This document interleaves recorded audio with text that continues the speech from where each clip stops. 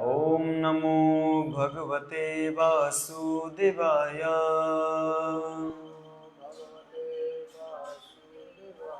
ओम नमो भगवते वासुदेवाय।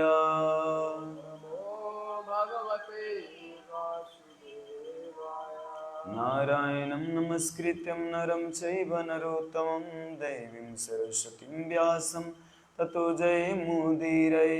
नष्टप्रायेषु अभद्रेषु नित्यं भागवत सेवया भगवती उत्तमश्लोके भक्तिर्भवती नैष्टिके। मुखं करोति वाचालं पङ्गुलङ्घयते गिरिं यत्कृपातमहं वन्दे श्रीगुरुदीनतारिणं। श्री चैतन्य ईश्वरं श्री परमानंद माधवम। हरि ओम तत्सत हरि ओम तत्सत हरि ओम तत्सत। हरे कृष्ण। तो आज की चर्चा के विषय स्कंद 3 अध्याय 6 श्लोक संख्या 10 से हम विराट स्वरूप की सृष्टि की विषय है, चर्चा है। ये अध्याय को समझने के लिए वास्तव में थोड़ा कठिन है। ये सृष्टि के बारे में भगवान ने कैसे विस्तार किया, देवताओं ने कैसे प्रार्थना कर रहे हैं, इसके बारे में है। एक्चुअली सिद्धांत भी समझना बहुत जरूरी है। कथा कथा कथा, खाली कथा कथा, वास्तव में कथा तब तक नहीं समझ सकते जब तक सिद्धांत नहीं समझेंगे। इसीलिए भागवत में देखेंगे तो सेकेंड कैंटो है ना, दूसरा स्कंद जो है, और तीसरे स्कंद में भी अभी मैत्रेय मुनि और विदुर जी का जो संवाद है, उद्धव जी का संवाद है, उसमें भी ज़्यादा सिद्धांत का चर्चा है। कथा तो ज़्यादा आने लगता है 6 स्कंद के ऊपर आता है, थोड़ा थोड़ा करके सब में, लेकिन सिद्धांत भी सुखदेव गोस्वामी जगह जगह पे रखे हैं। चैतन्य महाप्रभु की लीला वर्णन करते हुए भी कविराज गोस्वामी कहते हैं कि सिद्धांत बोलिया चित्ते ना करा आलस, कृष्ण भक्ति है यहाँ सुदृढ़ मानस। कहते हैं कविराज गोस्वामी, सिद्धांत बोलने में कभी आलस मत करो कहीं भी, है ना, क्योंकि सिद्धांत बोलने से क्या होता है, आपका दृढ़ निश्चय हो जाता है। अच्छा ऐसे, हाँ ये क्यों बोला गया। जैसे 16,108 रानियाँ रास लीला की कथा तो भागवत कथा में सप्ताह में सुना देते हैं, लेकिन उसके पीछे का सिद्धांत छोड़ देते हैं। और सिद्धांत छोड़ देते तो आदमी भ्रम में पड़ जाते, अरे कृष्ण रखे तो 16,108 ही, हम ज़्यादा क्यों नहीं रख सकते, वो रासलीला क्यों की, दूसरे भगवान के ऊपर उंगली उठाते हैं। तो ये कारण क्या है, सिद्धांत ना बोलने के कारण, सिद्धांत ना समझने के कारण। इसीलिए इस्कॉन में हमारे श्रील प्रभुपाद जी, आप तात्पर्य इतना लंबा लंबा क्यों है, इसी सिद्धांत को समझाने के लिए। प्रभुपाद जी तात्पर्य में कोई कथा थोड़ी बताए हैं, बताए हैं कथा, कहीं कहीं अक्कल झुक्कल आ गया तो आ गया, नहीं तो प्रभुपाद जी ज़्यादा उसी श्लोक को समझाने के लिए, वास्तव में श्लोक में ऐसा क्यों लिखा है, ऐसा भगवान ने क्यों बोला है, इसको समझाने के लिए प्रभुपाद जी देखेंगे तो तात्पर्य बहुत बड़ा बड़ा लिखे हैं। सिद्धांत को समझना है। सिद्धांत में पक्का रहेंगे तो गांव में कहीं भी कोई भी नास्तिक हो, कोई भी मायावादी हो, आप सुदृढ़ निश्चय, आपके अंदर डगमग नहीं कर सकता हृदय, है ना। कई लोग होता है भक्ति में आता है, इधर गुरु का बात सुन लिया उधर चला गया, फिर उधर का गुरु सुन लिया उधर चला गया, गंगा घाट गए गंगा दास, यमुना घाट गए यमुना दास, कहाँ का है न घर के न घाट के, है ना। तो वो व्यक्ति का सुदृढ़ निश्चय नहीं रहता है। इसीलिए सिद्धांत समझना बहुत जरूरी है। तो अभी के जो ये प्रसंग चल रहा है, ये सिद्धांत का ही चर्चा है। जब तो सिद्धांत हमको समझने का प्रयास करना चाहिए। नहीं समझ में आया तो प्रयास करें, अभी जीवन बाकी है, भगवान दिए हैं तो अभी समझते रहेंगे, सुनते रहेंगे, समझते रहेंगे, है ना, दिन बाकी। अब अगर चले गए तो चले गए, और क्या है, फिक्स तो है नहीं, लेकिन फिर भी भगवान ने देंगे, कृपा करेंगे तो अवश्य समझ पाएंगे। तो ठीक है, मैं श्लोक उच्चारण करता हूँ, आप लोग उच्चारण करने का प्रयास कीजिएगा। स्मरन् विश्वसृजाम् ईशः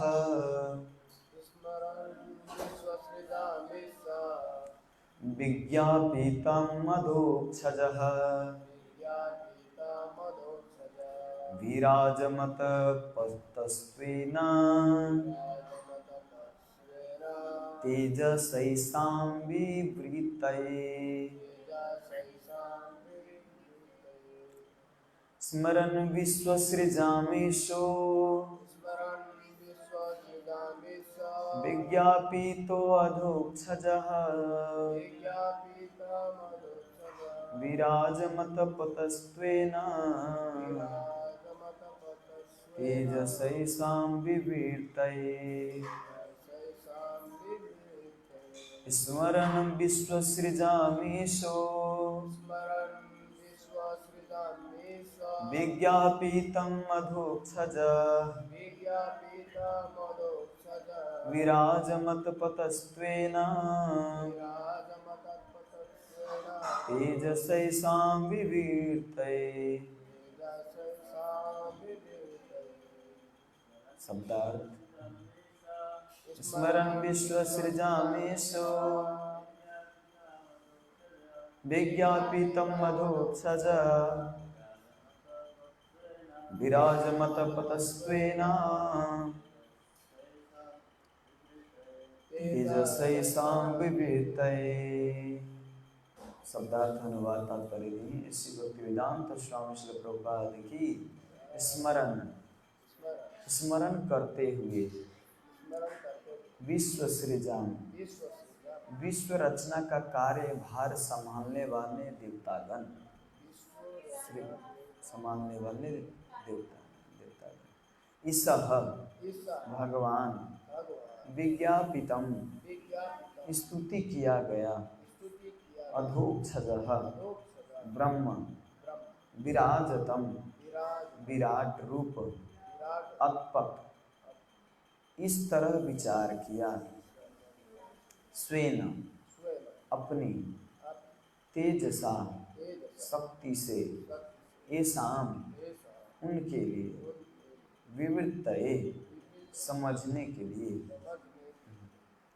अनुवाद इस प्रकार है। परम प्रभु इस विराट जगत की रचना का कार्यभार संभालने वाले समस्त देवताओं के परमात्मा है और इस तरह देवताओं द्वारा प्रार्थना किए जाने पर उन्होंने मन में विचार किया और तब उनको समझाने के लिए अपना विराट रूप प्रकट किया।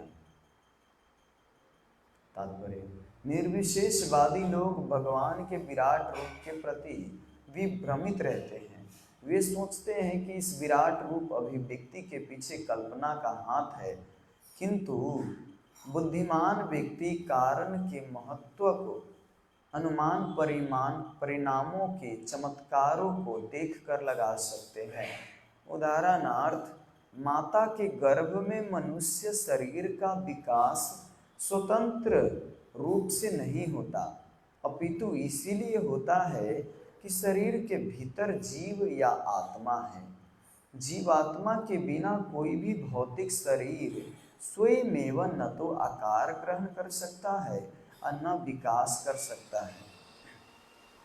जब कोई भौतिक वस्तु विकास प्रदर्शित करती है तो यह समझना चाहिए कि इस अभिव्यक्ति के भीतर आध्यात्मिक आत्मा विद्यमान है। यह विराट ब्रह्मांड धीरे धीरे विकसित हुआ है। जिस तरह शिशु का शरीर विकास करता है, अतएव यह धारणा कि ब्रह्मांड के भीतर ब्रह्म प्रवेश करता है तर्क संगत है। जिस तरह भौतिकवादी लोग हृदय के भीतर आत्मा तथा परमात्मा नहीं ढूंढ पाते, उसी तरह पर्याप्त ज्ञान के अभाव में यह नहीं देख पाते कि परमात्मा ही ब्रह्मांड का कारण है। इसीलिए वैदिक भाषा में भगवान को आवांगवन सागोचरः अर्थात शब्दों तथा मनों की धारणा से परे कहा गया है। अल्प ज्ञान के कारण मानसिक चिंतक ब्रह्म को शब्दों तथा मनों की सीमा में बांधना चाहते हैं, किंतु भगवान इस तरह से नहीं जाने जा सकते। चिंतक के पास भगवान की अनंतता की माप जानने के लिए पर्याप्त शब्द या मन नहीं होता। भगवान अधोक्षज कहलाते हैं, जिसका अर्थ है ऐसा पुरुष जो हमारी इंद्रियों को कुंद सीमित शक्ति की अनुभूति से परे है। कुंद सीमित शक्ति का अर्थ होता है दबा हुआ, सीमित, लिमिटेशन, लिमिट। कोई व्यक्ति मानसिक चिंतन द्वारा भगवान के दिव्य नाम या रूप को नहीं देख सकता। सांसारिक पीएचडी वाले अपने सीमित इंद्रियों से ब्रह्म के विषय में चिंतन कर पाने में बिल्कुल असमर्थ हैं।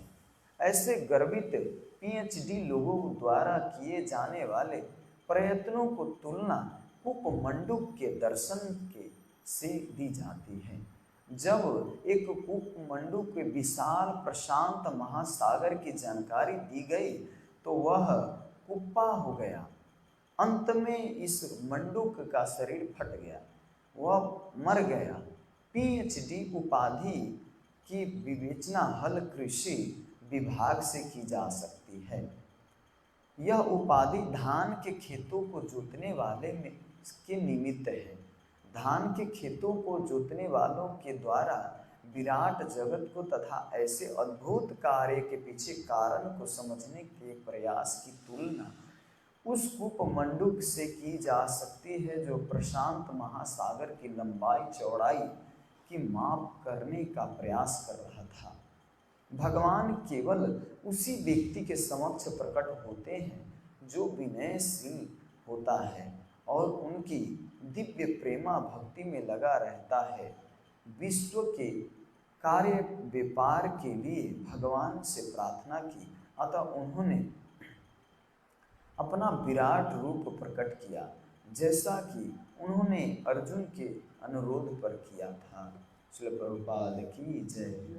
ओम ज्ञानतिमिरन्धस्य ज्ञानाञ्जनशलाकया चक्षुन्मीलितं येन तस्मै श्रीगुरुवे नमः। श्रीचैतन्यमनोभीष्टं स्थापितं येन भूतले स्वयं रूपकदा मह्यं ददाति सोपदान्तिकं।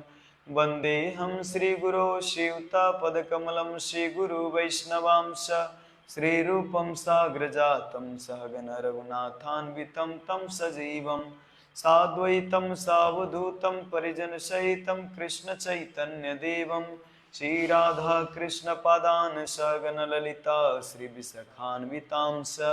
हे कृष्णा करुणा सिंधु दीनबंधु जगतपते गोपेश गोपिका कांत राधा कांत नमस्तुते। तप्त कांचन गौरांगी राधे वृंदावनेश्वरी वृषभानुसुते देवी प्रणमामि हरिप्रिये।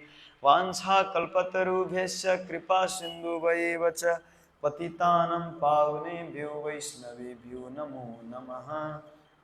नमो ओं विष्णुपादाय कृष्णपृष्ठाय भूतले श्रीमते भक्तिवेदांत स्वामीति नामिने। नमस्ते सारस्वती देवे गौरवाणी प्रचारिणे निर्विशेष शून्यवादी पाश्चात्य देशतारिणे। जय श्री कृष्ण चैतन्य प्रभु नित्यानंद श्री अद्वैत गदाधर शिवासादि गौर भक्तविंद। हरे कृष्णा कृष्ण कृष्ण हरे हरे, हरे राम राम राम हरे हरे।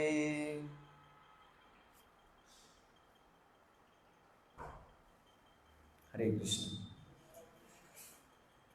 इस श्लोक में बताया गया है कि विराट स्वरूप को भगवान ने दर्शन दिया। प्रार्थना कर रहे हैं, मैं एक बार फिर अनुवाद पढ़ता हूँ। हे परम प्रभु, इस विराट जगत की रचना का कार्य भर संभालने वाले समस्त देवताओं के परमात्मा हैं। इस तरह प्रार्थना किए जाने पर उन्होंने मन में विचार किया और तब उनको समझाने के लिए अपना विराट रूप प्रकट किया। देवताओं को समझाने के लिए विराट रूप प्रकट किए।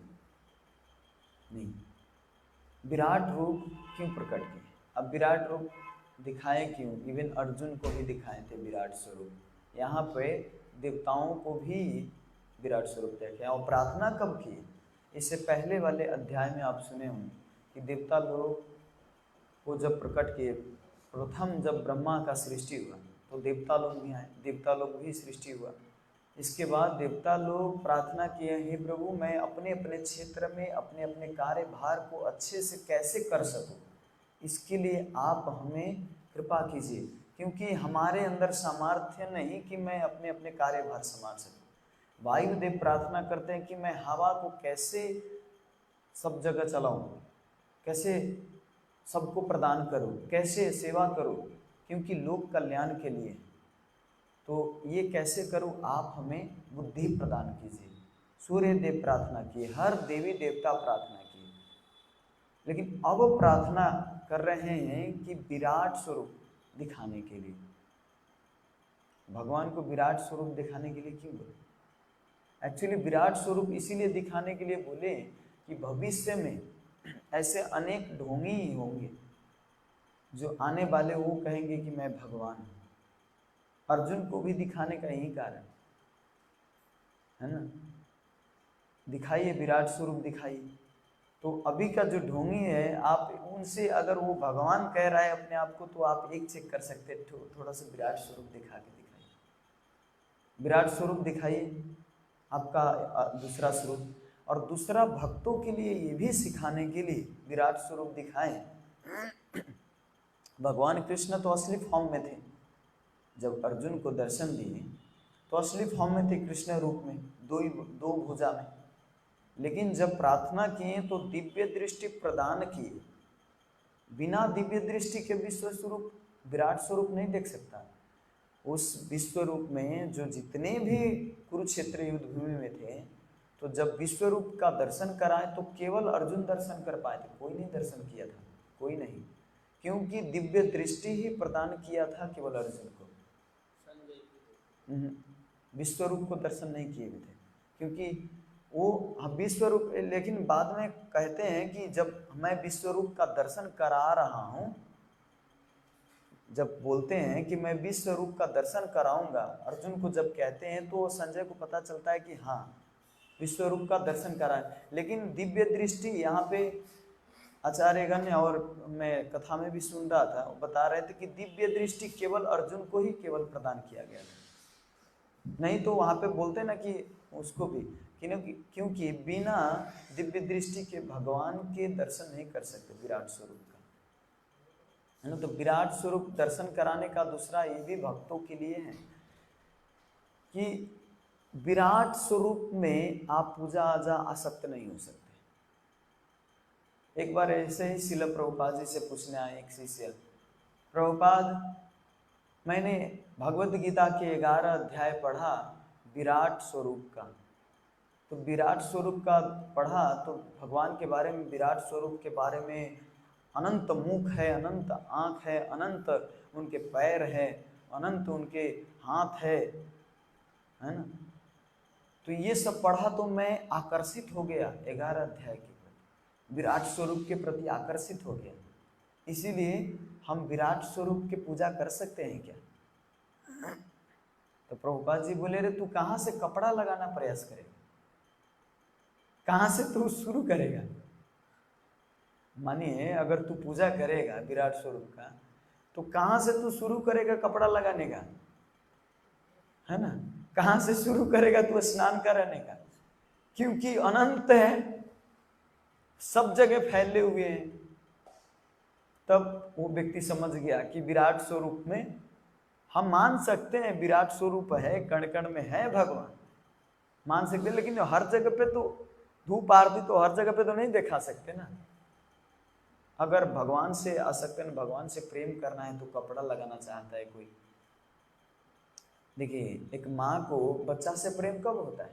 जब वो छोटे से होता है, उसका मूत्र मल उसको सफा करते रहते हैं, जो भी आया उसको सब हर समय सेवा करते हैं ना। जब एक बच्चे को माँ सेवा करते करते, तब तो उसका बाद में भी प्रेम बना रहता है बेटे से, क्योंकि बहुत ज़्यादा सेवा की है। आप जन्म दो उस बच्चे को और जाके शुरू से ही रख दो, कहीं छोड़ दो, उससे कोई सेवा आदान प्रदान है ही नहीं, तो बाद में भी जाके उतना जितना आसक्त एक माँ जब सेवा करते हैं तो होता है, उतना नहीं होगा। न उसके अंदर प्रेम रहेगा ना इसके अंदर। आजकल बेटे और माँ में इतना प्रेम न होने के कारण है, लेकिन फिर भी उतना आज तक नहीं, क्योंकि छोटे से ही होता है, उसी समय से हॉस्टल में दाखिला कर देते हैं। माँ से जो प्रेम आदान प्रदान होता है, माँ से जो सीखना चाहिए वो नहीं सीख पाते। बच्चा होता है उसी समय किड्स हॉस्टल है ना, छोटे से बच्चे से ही हॉस्टल में, तो वो सीखेगा किससे? वहाँ के मैडम से सीखेगा। वो ज्ञान दे सकता है, संस्कार नहीं सिखा सकता। माँ से जो मातृ प्रेम, देखिए मातृभाषा इसलिए मदर टंग कहते हैं, फादर टंग का भी नहीं कहते, है ना। मदर टंग इसलिए कहता है कि मदर जो है, माँ जो है गुरु है ना, पहला गुरु। माँ से सब कुछ सीखता है बच्चा, तो इसीलिए ज़्यादातर प्रयास करना चाहिए, स्कूल भेजिए, पढ़ाइए, लेकिन उसको साथ में रखिए, उसको खिलाइए, उसको शुरू से ही प्रेम देंगे, संस्कार देंगे, तो अच्छा बन सकता है भविष्य में। केवल ज्ञान देना ही हमारा उद्देश्य नहीं है ना संसार में। ज्ञान देंगे तो अपना पेट पालन करेगा, लेकिन संस्कार देंगे तो सबसे संबंध बना के रखेगा। कितने व्यक्ति हैं ऐसा जिसके पास ज्ञान है लेकिन घमंड में किसी से बात नहीं करता, अपने पैसा पर जीना, अपने घर में अपने हैं, है ना। लेकिन जिसके पास संस्कार है तो कहीं भी जाता है तो सबको खुश रखता है ना प्रभु जी। किसी को जाते हैं प्रणाम प्रभु जी, प्रणाम प्रभु जी। एक संस्कार है तो सबको प्रसन्न रख सकता है। किसी के घर में ब्याह भी होगा बेटी का, तो संस्कार प्राप्त हुआ है तो घर में सबको प्रसन्न कर सकता है ना। किसी आजकल डिवोर्स होने का इतना कारण क्या है? ज्ञान तो अर्जन कर लिया, स्कूल पढ़ के इंग्लिश फटफट फटफट बोलने आ गया, इंजीनियर डॉक्टर तो बन गया, लेकिन खाना नहीं पकाने आता, खाना नहीं बनाने आता, पति से कैसे बोलना चाहिए नहीं आता, अपने ससुरा से कैसे बोलना चाहिए नहीं आता, अपने देवर से कैसे बोलना चाहिए नहीं आता, अपने सासू से कैसे बोलना चाहिए नहीं आता, अपने गुमान में रहते, तो वैसे व्यक्ति कभी खुशी नहीं होता और उसका जाके बाद में डिवोर्स होता है ना। इसीलिए हिज होलीनेस भक्ति विकास स्वामी महाराज एक नियम लगाते हैं अपने शिष्य में। स्त्रियों को जब दीक्षा देते हैं, खाना पकाना तो कम से कम 10 आइटम से ज़्यादा आना ही चाहिए उसको, है ना। और अपने बच्चे को कैसे स्याहार सुसार करना है, कैसे संस्कार देना है, उसको आना चाहिए शुरू से ही।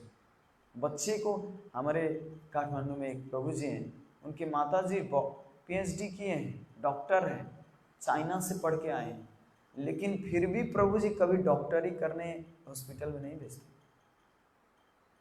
जितना दिन किए, लेकिन जब विवाह हुआ इसके बाद वो अपने पूरा टाइम दो अपने बच्चे पर। 3 बेटा है और ऐसा बेटा बना है कि भविष्य में बहुत बड़ा प्रचारक बनेगा, क्योंकि माँ उस पर दिन रात उस पर खटती है, उसको संस्कार देने में, उसको सिखाने में। तब तो वैष्णव बना ना, नहीं तो ऐसे अगर वो भी हॉस्पिटल में ही दिन रात बिजी रहते तब क्या करते हैं? प्रभु जी खूब मेहनत करते हैं, खूब मेहनत करते हैं बाहर। माता जी को बोलते हैं कि बच्चे पर ज़्यादा ध्यान रखो, और ज़्यादा से हो तो एक दुकान है दही का खोल दिए, दही दूध का, उस पर देखो, आओ जाओ, है ना। कितना अच्छा।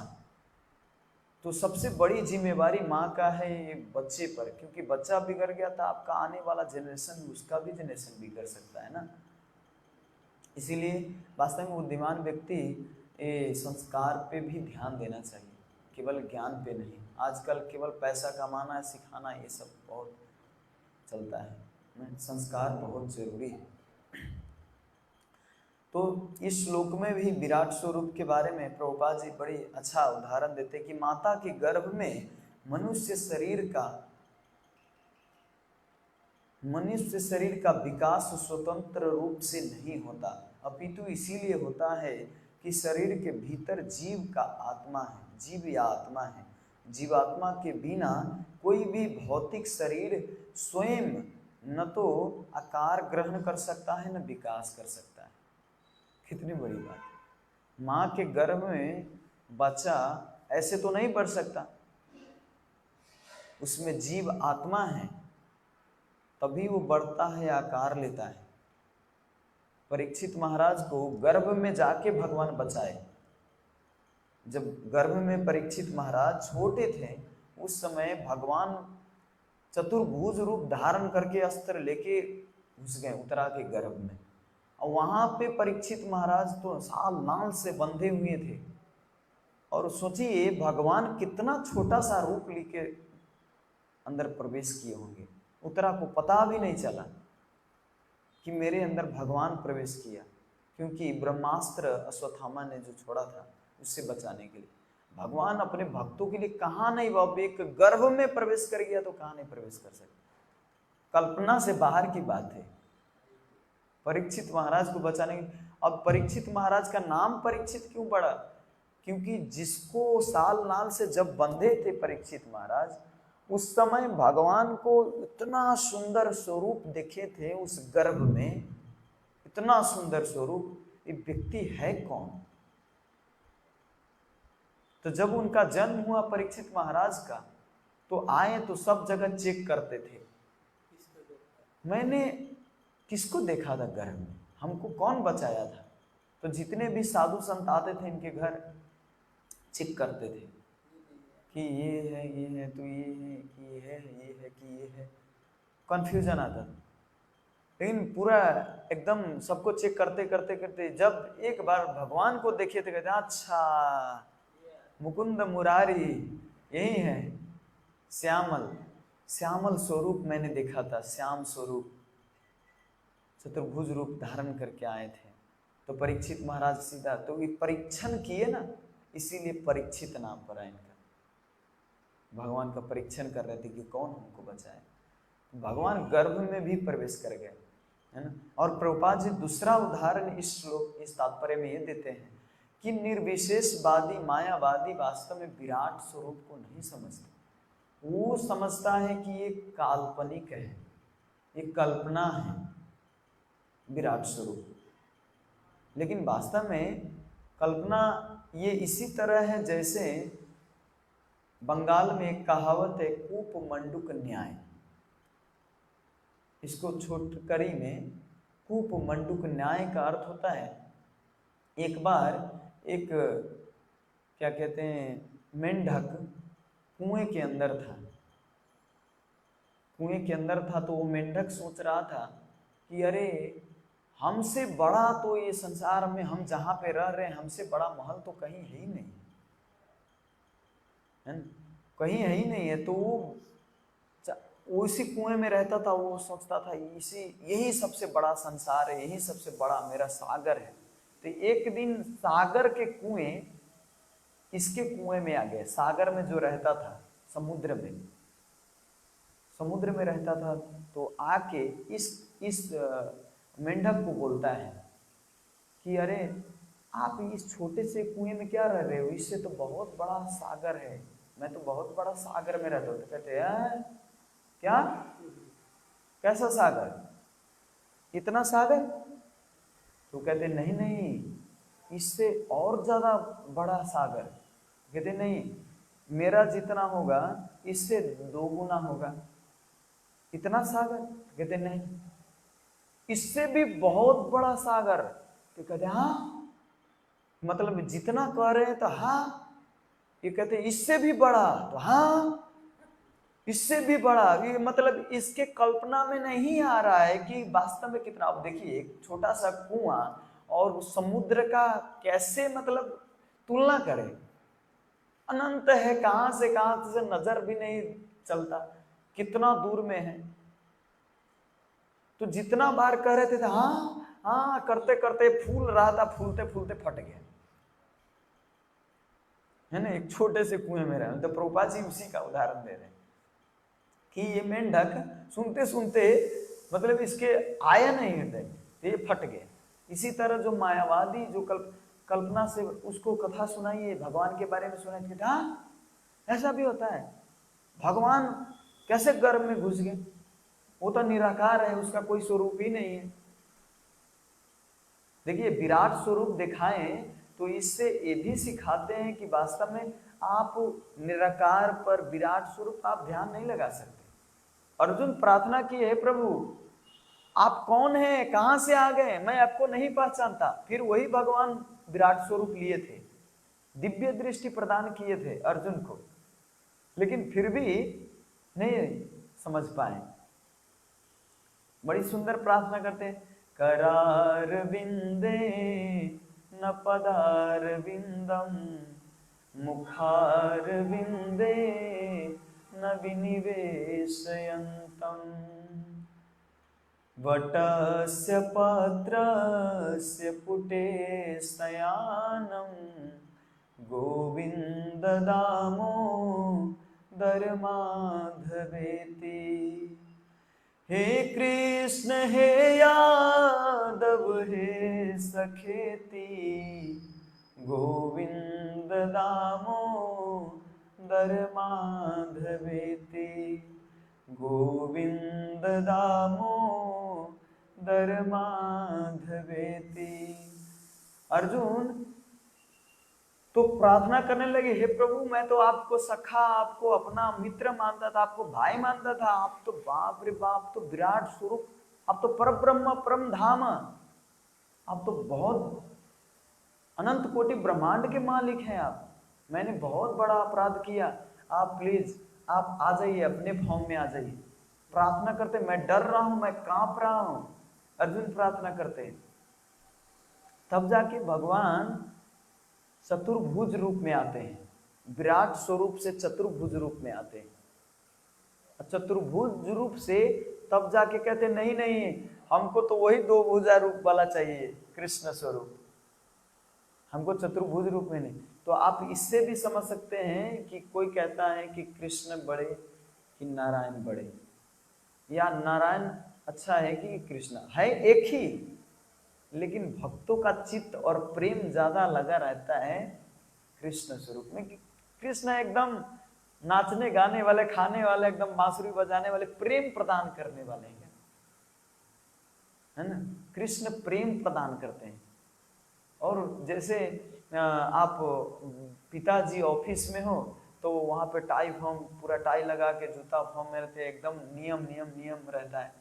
लेकिन वही पिताजी घर पर आते हैं तो आपके साथ खेलते हैं, खाते हैं, बोलते हैं, कितना आनंद होता है। तो वो आनंद ऑफिस में नहीं मिलता है, एक ही व्यक्ति, लेकिन वो आनंद ऑफिस में नहीं मिलता। इसी तरह भगवान का जो वैकुंठ में है, नारायण फॉर्म में, तो पूरा ऐश्वर्य फॉर्म में है, ऐश्वर्य है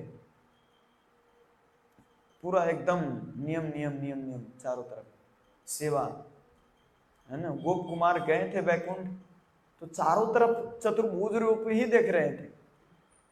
आप बृहद भागवतम पुराण पढ़ेंगे, सनातन गोस्वामी लिखे, तो उसमें गोप कुमार चारों तरफ कंफ्यूजन हो रहा था कि कौन है यहाँ पे। वो तो समझ रहे थे यही भगवान नारायण है, वो कहते नहीं नहीं नहीं, मैं नारायण नहीं हूँ, ऊपर और आगे जाइए। क्योंकि बैकुंठ में चार भुजा सबको होता है। आप भी अगर मर के जाएंगे बैकुंठ तो आपका भी चार भुजा होगा, चार हाथ होंगे।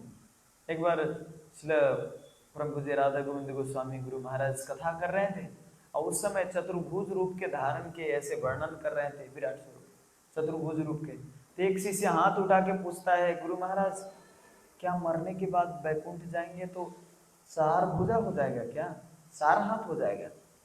तो हमको बैकुंठ नहीं जाना है, क्योंकि हमारा दो हाथ ही यहाँ पे भारी लग रहा है, और चार हाथ हो जाएगा तो और ज्यादा भारी लगेगा।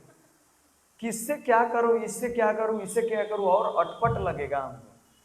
इसीलिए दो भुजा ही ठीक है, हमको यहीं पर रहना चाहता है। हम अपने कल्पना से सोचते थे, लेकिन गुरु महाराज बोले नहीं, ऐसा नहीं है। वो सब वो फॉर्म में जब जाते हैं चतुर्भुज रूप में तो उसका आनंद अलग होता है ना, वो अलग आनंद होता है। लेकिन एक बार तो गुरु महाराज जी कहते हैं, आनंद कुंडे स्वघोषम निमंजनतम आख्यपयंतम।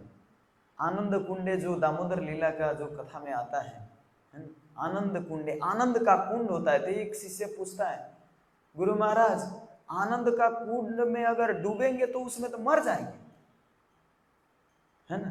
तो वो सोच रहे थे कि पानी में जैसे डूबता है मर जाता है, तो वो आनंद के कुंड में भी डूब के मर जाएगा। तो हम इसी भौतिक संसार के चीज से ही तुलना करते हैं।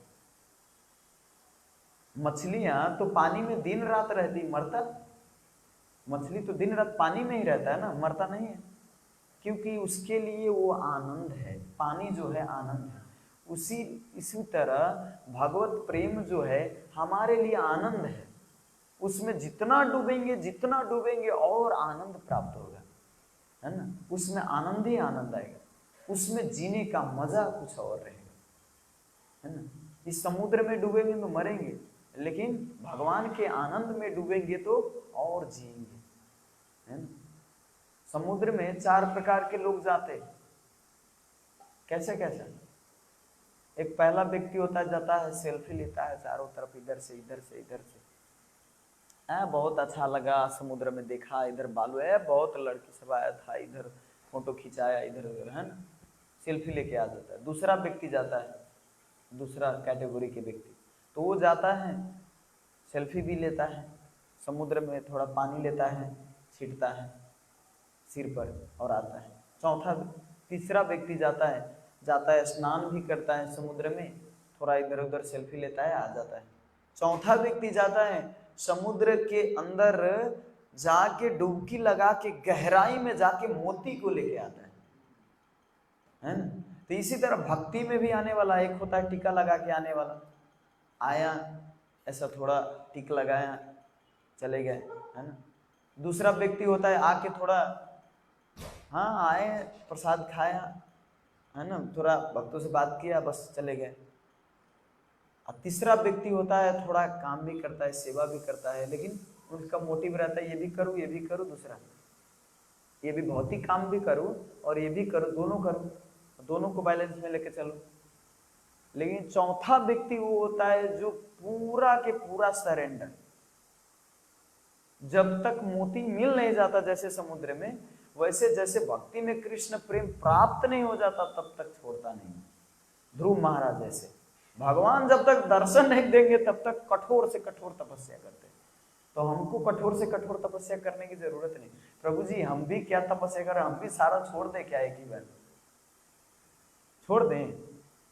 नहीं छोड़ सकते। आप अगर छोड़ना भी चाहेंगे ना तो नहीं छोड़ सकते, प्रैक्टिकल। इसीलिए दोनों प्रयास करते करते करते करते, लेकिन आपके अंदर तीव्र इच्छा होनी चाहिए। तीव्रेन भक्ति योगेन यजन्त पुरुषम परम। आपके अंदर जब तक तीव्र इच्छा नहीं आएगा तब तक वास्तव में भगवान की भक्ति नहीं कर सकते। तीव्र इच्छा हो तो आप मंदिर में हो, चाहे घर में हो, चाहे द्वार में हो, चाहे रास्ते में हो, चाहे ट्रैफिक जाम में हो, जहां भी हो, तीव्र इच्छा हो भक्ति के लिए, तो भक्त हर समय भगवान को स्मरण करेंगे व्यक्ति, है ना। तीव्र इच्छा होना चाहिए भक्तों के अंदर, अर्जुन के अंदर, प्रहलाद महाराज के अंदर, ध्रुव महाराज के अंदर, प्रभुपाद जी के अंदर, भक्ति सिद्धांत सरस्वती महाराज के अंदर, सबके अंदर तीव्र इच्छा था। इसीलिए तो रिवोल्यूशन ले आए पूरा संसार में, हिला दिए, संसार को हिला दिए।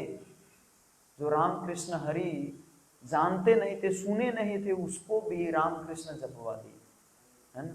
और वो भी आज टकला हो गए और नाम जप रहे हैं। टकला होना ये गलत नहीं, ये अच्छा है, स्वस्थ है।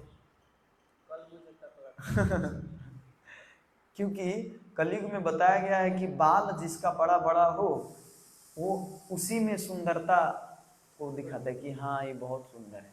अब ऐसे कहते में प्रभु जी कटवा मत लीजिए क्योंकि वास्तव में कलयुग का लक्षण है कि आदमी बाल इधर खड़ा करके चलेगा तो इधर कटा के चलेगा, इधर कटा के चलेगा, विभिन्न स्टाइल से बाल कैसे सुंदर दिखाऊं। प्रभुपाद जी सबसे पहले इसी मुंह को हटाए, है ना। दामोदर बस था अमेरिका में, दामोदर बस पार्टी ऐसा, उसमें बुक डिस्ट्रीब्यूशन होता था। तो जो भी उस बस में प्रवेश करता तो उस गेट, इस गेट से प्रवेश किया, दूसरे गेट में जरा तो वो टकला होके निकलता था। क्योंकि उसी समय नया नया भी, जैसे अभी आप सोच के देखिए, अभी कोई आया इस घर और दूसरे गेट से निकला तो वो पूरा सर मुंडवा के निकला, क्योंकि पहले ही आता था तो 4 लोग बैठते थे, पत्री प्रभु जी सुना रहे थे। पहला होता वो बताते थे कि कृष्ण है कौन, भक्ति क्यों करना चाहिए। दूसरा समझाते थे कि पढ़ा जाए, ग्रंथ कैसे पढ़ा जाए, है ना, और क्यों हमको भक्त बनना चाहिए, क्यों सर मुंडवाना चाहिए। और तीसरा व्यक्ति होता था सर मुंडने के लिए बैठा होता था। डायरेक्ट प्रीचिंग, डायरेक्ट बुक ग्रंथ पढ़ना और डायरेक्ट 2-3 घंटे के अंदर में उसका साफ सफाई करके निकालते थे। और सोच के देखिए यहाँ पे अगर विराटनगर में ऐसा सिस्टम लाए तो कितना भक्त निकलेगा। तो विदेश में ऐसे तो एक्सेप्ट भी करते थे, जो अंदर उस पर लिखा होता था आइए अपना ही हृदय शुद्धिकरण कराने आइए, तो उस बस में दामोदर बस पार्टी में घुसते थे। तो हृदय, इसीलिए प्रभुपाद जी बहुत सुंदर है। हमको ना तेल शैम्पू कुछ भी जरूर है ही नहीं, इसमें खर्चा की कोई जरूरत नहीं, इसमें कोई ढील आए, कोई कीड़ा आए, मतलब कोई चिल्लाने को कोई है ही नहीं, टेंशन ही नहीं। प्रभुपाद जी देखिए किसी में कोई भी फोटो दिखाइए जिसमें दाढ़ी हो, बाल हो, नहीं। लेकिन आपके क्षेत्र में आप डिसाइड कीजिए कि मैं कैसे प्रचार कर सकता हूँ, है ना। आप अगर लगता है कि मैं बाल रख के ही प्रचार कर सकता हूँ अच्छा से, तो कीजिए अच्छा से, क्योंकि आपको अपना क्षेत्र पता है। लेकिन इस्कॉन का अलग एक ब्रांड है ना, ये ब्रांड है। और इस्कॉन का ब्रांड ऐसा है कि जैसे क्रॉक्स ब्रांड, जैसे पानासोनिक, सैमसंग, एप्पल, इसका ब्रांड है ना, तो ये ब्रांड को नकल करने वाले बहुत नकली ब्रांड निकालता है ना। क्रॉक्स का भी नकली क्रॉक्स चप्पल आ गया है, आईफोन का भी नकली आईफोन आ गया है, सैमसंग का भी नकली आईफोन है, नकली सैमसंग है ना। हर चीज का ब्रांड का नकली निकालता है। क्यों? क्योंकि वो ब्रांड चल गया, इसमें निकालेंगे तो हमारा ज्यादा बिक्री होगा। जैसे तैसे नकल करके, चेंज करके, नाम चेंज करके, बांग करके उसको बेचना चाहते हैं, क्योंकि पैसा कमाना है। उसका नाम तो चल गया ना। आईफोन के ऊपर कम से कम आईफोन का कवर लगा के आईफोन का कम से कम चलाते हैं, क्योंकि कम से कम। इसी तरह अब इस्कॉन भी इतना ब्रांड बन गया है, इस्कॉन का इतना चालू हो गया है कि इसका भी नकल करने वाला बहुत है। जैसे तैसे इस्कॉन प्रभुपाद करे इसको नाम, या हरे कृष्ण मूवमेंट, या ये या वो, प्रभुपाद जी का ही सिद्धांत है, इस्कॉन का ही सिद्धांत रहता है। लेकिन उसको जैसे तैसे तोड़ मड़ोड़ के उसको नाम को और चलाते हैं, क्योंकि इस्कॉन जब तक रखेंगे नहीं तब तक तो चलेगा नहीं, कोई आएगा नहीं। इस्कॉन के ऊपर बहुत बड़ा जिम्मेवारी है। तो इसीलिए बहुत व्यक्ति इसको, जो पैर तानने वाले आते हैं, इसी मोटिवेशन से आते हैं कि अरे ऐसे तो इससे फायदा नहीं ले सकते ना, नाम रखो, ऐसे नाम रखो, ऐसे नाम रखो, तब जाके इससे फायदा ले सकते। लेकिन ऐसे व्यक्ति को कभी भगवान की प्रेमा भक्ति नहीं मिलेगा, भगवान की कृपा नहीं मिलेगा, गुरु की कृपा नहीं मिलेगा। आप अपने मन गढ़ंत चलाओ, कुछ भी करो, लेकिन भगवान की कृपा नहीं मिलेगा आपको। प्रभुपाद जी 1966 में स्थापना की, लेकिन बहुत लोग अपने अपने मन से, अपने अपने तरीके से चलाते हैं। प्रभुपाद जी क्या 2 वर्ष आगे स्थापना किए थे क्या? नहीं ना, प्रभुपाद जी तो 1966 में स्थापना किए थे। तो हम अपने गुरु के अनुसार, प्रभुपाद जी के अनुसार, है ना, अगर चलाएं तब वास्तव में हम प्रभुपाद जी की कृपा प्राप्त कर सकते हैं। कितना भी आप देखिए, जैसे मैं आपको मानूं कि आप प्रभु जी बहुत अच्छे हो, आपका मैं सब कुछ सुनूं, लेकिन आपके ही लोगों के, आपके ही पुत्र को, आपके ही संबंधी लोग को मैं बेइज्जत करूं तो आपको अच्छा लगेगा? आपके ही रिलेटिव अगर आए तो उसको मैं गाली दूं, बेइज्जत करूं, तो अच्छा नहीं लगेगा। उसी तरह प्रभुपाद जी को तो आप मानते हो, भगवान को तो मानते हो, लेकिन भगवान के भक्तों को जो अच्छा रूप से चलाना चाहते हो उसको ही आप नेगलेक्ट करना चाहते हो, है ना, उसको ही आप अपमान करते हो। तो कैसे आप पर कृपा करेंगे? ऐसे तो लगता है हम प्रभुपाद जी के पक्का फॉलोअर्स है। पक्का फॉलोअर्स है तो प्रभुपाद जी के शिष्य चला रहे ना। प्रभुपाद जी के शिष्य के आप क्यों नहीं मान रहे? प्रभुपाद जी के शिष्य महाविष्णु स्वामी महाराज और महाराज है, आज्ञा दे रहे हैं, तो उनका बात क्यों नहीं मान? लेकिन हम नहीं, हम अपने मन से चलाना है, हम अपने तरीके से चलाना है। तो ठीक है, कीजिए। कितना तक, कब संतुष्टि, कब आप प्राप्त करेंगे? कीजिए, लेकिन प्रभुपाद जी की कृपा वास्तविक प्राप्त नहीं होगा।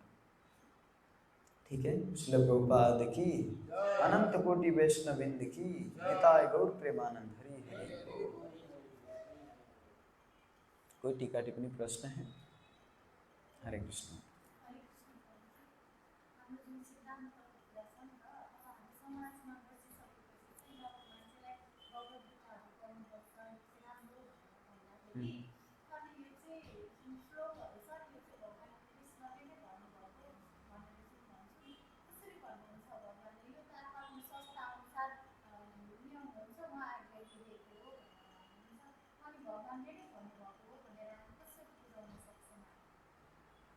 मैले बुझिनँ माताजी, प्रश्न चाहिँ के छ?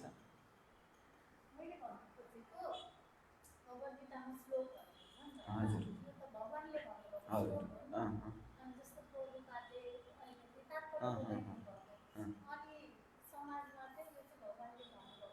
ए उसलाई चाहिँ कसरी बुझाउने?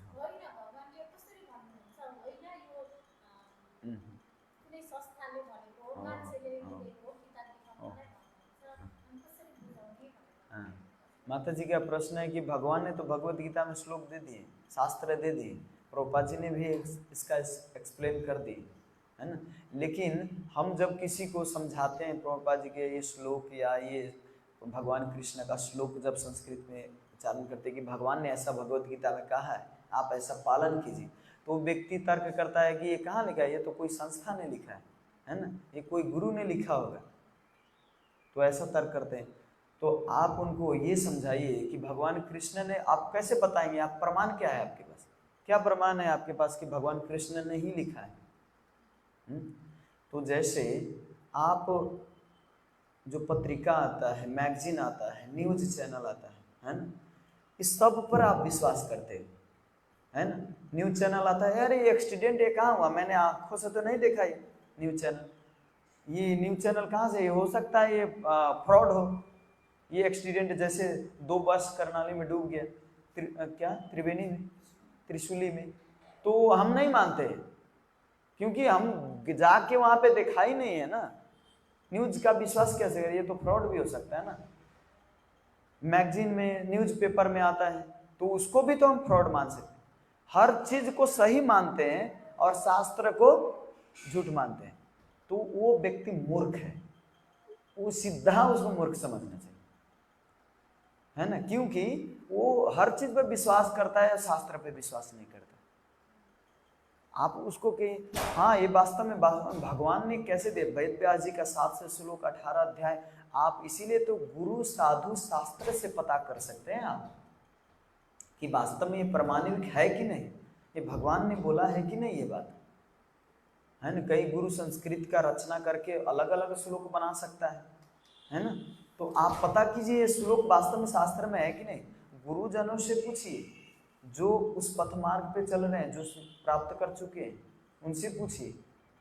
अब जाएंगे वो नास्तिक से पूछने तो बताएंगे ये ढोंग, है ना। जैसे साइंस का ज्ञान लेना हो तो साइंस के टीचर से पूछेंगे ना, मैथ का ज्ञान लेना हो तो मैथ के टीचर से पूछेंगे। उसी तरह हमको शास्त्र का ज्ञान लेना है तो शास्त्र के विज्ञ व्यक्ति से पूछना चाहिए। ऐसे नहीं कि पानीपुरी वाला या टीचर से या साइंस के टीचर से या मैथ के टीचर से पूछना चाहिए। उनसे पूछेंगे तो उठ पटांगे बताएंगे, है ना। मेरे से अगर कुछ सीखना हो टीचिंग के बारे में तो मैं प्रभु जी से सीखूंगा, प्रभु जी हमको बताइए टीचिंग कैसे करना है। खाना पकाना हो तो मैं माता जी से बोलूँगा, माता जी ये कैसे बनाते हैं, जो कुक है उनसे पूछूंगा। ये सिंपल है, कॉमन सेंस है ना। जो जिसके बारे में विज्ञ है, ज्ञान है, उससे मैं पूछूंगा, उससे सीखूंगा। इसी तरह हमको शास्त्र समझना है, श्लोक को समझना है, तो उस व्यक्ति पर विश्वास कीजिए जो इसमें सफलता प्राप्त की है ना। और नहीं कर रहे हैं तो या आप जाइए बाढ़ में, है ना। हम अपना जीवन सफल करेंगे। देखिए जीवन सफल करने का अर्थ ये नहीं कि अकेले ही भजन करके अकेले ही केवल सफल, आप प्रचार कीजिए, प्रचार हो या ना हो छोड़ दीजिए भगवान पर। कृष्ण शक्ति बिना नहीं तार परिवर्तन, भगवान के शक्ति के बिना कोई परिवर्तन नहीं हो सकता। इसीलिए आप अपना प्रयास कीजिए, होना ना होना आप छोड़ दीजिए। भगवान कभी रिजल्ट नहीं देखता है, भगवान केवल आपका प्रयास देखते हैं। आप कितना प्रयास कर रहे हैं जन्माष्टमी के लिए, कितना प्रयास कर रहे हैं बुक डिस्ट्रीब्यूशन के लिए, कितना प्रयास कर रहे हैं आप भगवान के प्रचार करने के लिए। ये प्रयास देखते हैं भगवान। भगवान ये नहीं देखते अरे एक व्यक्ति का भी ये प्रचार नहीं कर पाए, एक का भी भक्त नहीं बना पाए, नहीं। भगवान प्रयास देखते हैं कि अपना पूर्ण प्रयास कर रहा है ये व्यक्ति, है ना। जैसे समुद्र जब बांधने वाले थे भगवान, तो उस समय एक लोखड़के आए थे, बालू के कण लेके समुद्र में फेंक रहे थे। तो उसका प्रयास देख रहे थे, बेचारा अपना बल से कुछ वो तो डाल तो रहे हैं। भगवान प्रयास देखेंगे, छोटा सा होके भी समुद्र को बांधने का प्रयास कर रहे हैं, तो वही तो प्रयास सबसे बड़ा है। तो भक्ति में प्रयास बड़ा है, लेकिन बाहर के लोग नहीं, जब तक रिजल्ट नहीं आएगा, जब तक आप पास नहीं होंगे, जब तक मैट्रिक पास नहीं करेंगे, जब तक PhD पास नहीं करेंगे, तब तक नौकरी नहीं मिलेगा। जब तक इंटरव्यू पास नहीं करेंगे नौकरी नहीं मिलेगा, पैसा नहीं मिलेगा आपको। इस काम को पूरा करो, पैसा मिलेगा। आप माता जी जाके आप ट्राई खाली करो, जैसे पैसा देंगे? नहीं देंगे। पूरा कंफर्म आना ही चाहिए वो काम, नहीं आता तो नौकरी नहीं मिलेगा। लेकिन भगवान के भक्ति में ऐसा नहीं होता। भगवान के भक्ति में प्रयास दिखते हैं। अरे ये भक्त नहीं आता है फिर भी प्रयास कर रहा है, इस भक्त को पूजा करने नहीं आता लेकिन फिर भी पूजा करने का प्रयास करे, इस भक्त को नाम जप करने नहीं आता फिर भी नाम जप करने का प्रयास कर रहा है। प्रयास देखते हैं। इसीलिए प्रयास जब होता है तो भगवान की कृपा होता है। इसीलिए हमारे भक्ति में प्रयास और कृपा दोनों आवश्यक है। भगवान कृपा कब करते हैं? जब आपका प्रयास दिखता है। जब आप देखते हैं प्रयास, जैसे बच्चा चलता है गिरता है, चलता है गिरता है, फिर उठता है, फिर चलता है गिरता है उठता है, तो बाप देखता है उधर से, अरे अरे कितना प्रयास कर रहे बेटा, उठा के उसको उंगली धके चलाने लग जाते हैं, उसको उठा लेते हैं अपने गोद में, है ना। तो वही भगवान देखते हैं कि ये भक्ति करने का प्रयास कर रहा है, तो देखते हैं बार बार प्रयास कर रहा है, तो उसको फिर उठा लेते हैं। अरे 10 साल से नाम जप कर रहे हैं, ये 50 साल से नाम जप कर रहे हैं, ये पूरा प्रयास किए।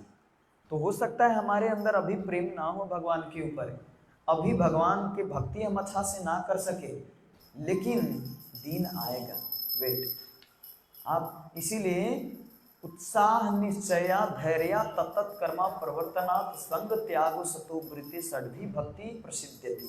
भक्ति में उत्साह, निश्चय, धैर्य बहुत बहुत जरूरी है। उत्साह भी चाहिए करने का, पूरा एकदम तीव्र इच्छा, उत्साह, निश्चय भी करके रहूंगा मैं, निश्चय, धैर्य, धैर्य भी होना चाहिए, धैर्य भी रखना चाहिए। ये नहीं सोचना चाहिए कि 3 साल 5 साल हो गया मेरा नाम जप किया हुआ, आज भी मैं वैसे के ऐसे नहीं। वेट कीजिए, आएगा, टाइम आएगा। आप प्रयास कीजिए, केवल प्रयास कीजिए, भगवान कृपा अवश्य करेंगे। भगवान का इतना कठोर हृदय नहीं है हमारे जितना, हमारा जितना कठोर है कि भगवान को देख के भी हम भगवान से प्रेम नहीं कर पाते। भगवान हो सके यहाँ पे दर्शन भी दे दे तो हम भगवान से प्रेम नहीं कर पाते।